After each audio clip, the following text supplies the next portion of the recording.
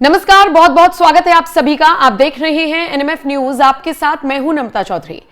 क्या राजस्थान की मस्जिदों से राजपूतों के खिलाफ बड़े ऐलान हो रहे हैं? क्या वाकई में मस्जिदों से यह ऐलान किया जा रहा है कि राजपूतों को खदेड़ो और चुन चुन कर मारो?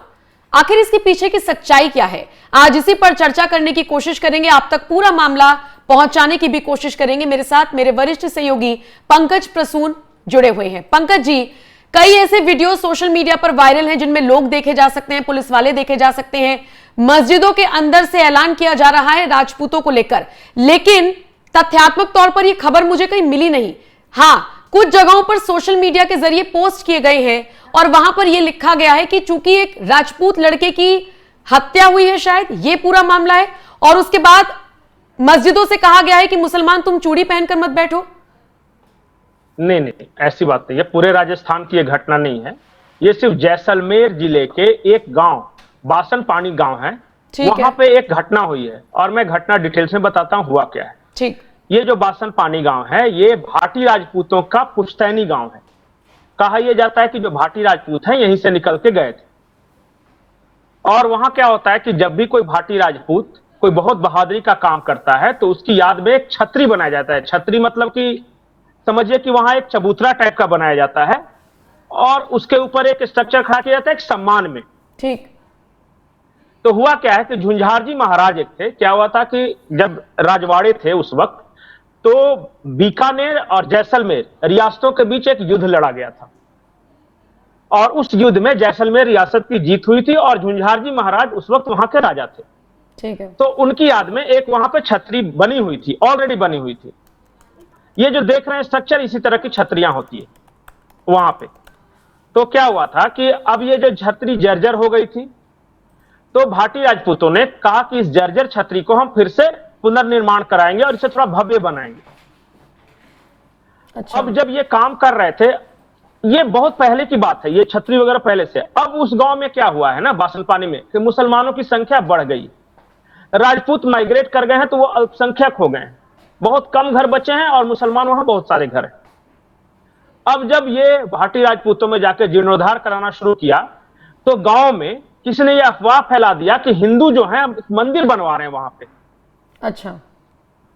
और उसके बाद क्या हुआ कि मुसलमानों ने विरोध करना शुरू कर दिया कि नहीं बनाने देंगे, और यही विरोध आगे चढ़ के ये फिर वहां पत्थरबाजी शुरू हो गई और महिलाओं को आगे कर दिया गांव वालों ने, और फिर दोनों तरफ से पत्थरबाजी हुई, फिर पुलिस आई, प्रशासन आया और उसके बाद ये झगड़ा शांत करवाया और तब जाके फिर से वो जीर्णोद्धार का काम है वो शुरू हो सका है। बस इतनी सी घटना है। ठीक है। हां, जो भाटी राजपूत हैं उन्होंने आरोप जरूर लगाए हैं कि मस्जिदों से ये अनाउंस किया गया कि राजपूतों को भगाओ, एक भी राजपूत जिंदा नहीं बचना चाहिए, पत्थरबाजी करो। उन्होंने महिलाओं को आगे कर दिया, कुछ वीडियोस में महिलाएं पत्थर चलाती दिख भी रही हैं, वो मुस्लिम महिलाएं हैं। लेकिन ये दावा है ये भाटी राजपूतों का। बिल्कुल बिल्कुल, मैं यही कहने वाली थी, ये सारी चीजें सिर्फ सोशल मीडिया पर वायरल हैं, इनके फैक्ट्स कहीं नहीं मिलते और इसके पीछे की अलग अलग थ्योरीज हैं। एक वो जो मैं आपको शुरू में बता रही थी और एक जो आप बता रहे हैं। जी, इसलिए मैं पुलिस प्रशासन जो क्या कह रहा है और जो रिस्पॉन्सिबल लोग, जो ऑफिशियल लोग हैं वो क्या कह रहे हैं, उस पर मैं आ रहा हूं। ठीक है। ये एक कंफ्यूजन की वजह से हुआ था, छतरी का जीर्णोद्धार करना था। गांव में अफवाह किसने फैलाया कि वो मंदिर बनवा रहे हैं, मंदिर बन रहा है, मुसलमानों के गांव में मंदिर बनवा रहे हैं। इस बात को लेकर ये झगड़ा शुरू हुआ, उसके बाद पत्थरबाजी हुई दोनों तरफ से। मस्जिदों से अनाउंस हुआ या नहीं हुआ उसकी हम पुष्टि नहीं कर सकते, हालांकि जो दूसरा पक्ष है वो ये दावा कर रहा है सिर्फ। और कुछ देर तक तो बिल्कुल वो जो गांव है वो जंग का मैदान बना रहा और सोशल मीडिया से बजाते ये अनाउंस किया गया कि राजपूतों आ जाओ, देखो तुम लोग मार रहे हैं मुसलमान और राजपूतों की हत्या हो सकती है, तो तुम लोग आसपास के गांव से इकट्ठा हो, इस तरह की बातें थी। और फिर जमा भी हुए, लेकिन तब तक पुलिस भी आ गई थी, कई थानों की पुलिस वहां पहुंची थी और पूरा ये देखिए जैसलमेर पुलिस का जो बयान है ये ऑफिशियल बयान है, जिसमें उन्होंने पूरी बात बताई कि स्थिति अब नियंत्रण में है और पुलिस वहां पे लगा दिया गया है। ये है वहां। ठीक है, इसमें बीजेपी नेता का बयान भी सामने आया है, वो जरा सुनवा देते हैं, सुनवा दीजिए। इस सत्रियों का जिसने विरोध किया है, कोई भी असामाजिक तंत्रों ने विरोध किया है, वो समाज सारा ही गलत नहीं है, उसमें कोई चिने गुना गलत आदमी जिसने विरोध किया है उसकी मैं भर्त्सना करता हूं कि इस ढंग का विरोध करने वाले के खिलाफ प्रशासन कार्रवाई करे और कानून का संखाड़ा में उसको बंद करे, ताकि इस ढंग की घटना पुनरावृत्ति ना हो। एक दूसरी बात, ये वीरों की क्षत्रिय हैं, ये हमारे देश में काम आने आए उनकी क्षत्रिय हैं। एक सोडे की क्षत्रिय, दूसरी पलेवाड़ की क्षत्रिय, ये आज उदादी हमारी क्षत्रिय है। ऐसे वीरों की क्षत्रिय हमेशा बनी रहनी चाहिए। वहां क्षत्रियों में बिड़ान छोड़िया ता दिल साथे रहन बिड़ाइसो और जुगो जुगो तक यादाश्त बनी रहे, ये वास्ते क्षत्रिय बनी। जो सुबह की बत्तियां तोड़ी गई है तो पुलिस पर पथरा हुआ है, लोगों पर जो छत्रियों को बचाने के लिए उन पर पथरा हुआ है। जिसने भी पुलिस के सामने पथराव किया है वो जेल में जाएगा, उसका हम विरोध करते हैं।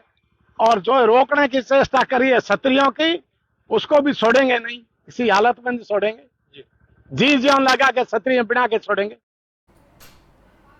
पंकज जी, ऐसा लग रहा है कि पूरा मामला अब सियासी गलियारों में भी गूंजेगा और इस पर राजनीति शुरू ना हो जाए। बिल्कुल, रविंदर भाटी भी आए थे, जो वहां के नेता हैं वो भी आए थे, क्योंकि वो रविंदर भाटी नाम से ही पता है कि वो भाटी राजपूत हैं और उनके पूर्वजों का गांव है ये, पुश्तैनी गांव है। और ये सांग सिंह नाम है इनका, शायद बीजेपी के नेता हैं। तो जितने वहां ये पूरा हो गया कि अब भाटी राजपूतों पर मुसलमानों ने हमला कर दिया और बदला लेना है, वो जो बात कर रहे थे वो। और फिर उन्हें इसे भावनात्मक रूप से जोड़ दिया कि हमारे वीरों की जो छतरियां हैं उसे नुकसान पहुंचाया पत्थरबाजी में और पुलिस वालों को नुकसान पहुंचाया। तो ये पूरा मामला जो है वहां पे राजनीतिक रंग लेने लगा है।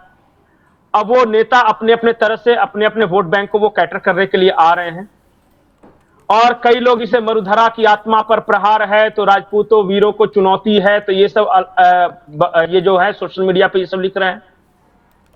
मैं यही बोलूंगा कि देखिए, एक गांव की ये घटना है और गांव में जो भी हुआ प्रशासन अपने हिसाब से कार्रवाई करेगी। अगर किसी ने गलत अफवाह फैलाया था तो उसके खिलाफ कार्रवाई होगी। अगर किसी ने पत्थरबाजी करके छतरियों को नुकसान पहुंचाया है, क्योंकि ये वीर शहीदों की छतरियां हैं, उनके पुरखों की छतरियां हैं, तो उसके खिलाफ प्रशासन कार्रवाई करेगा।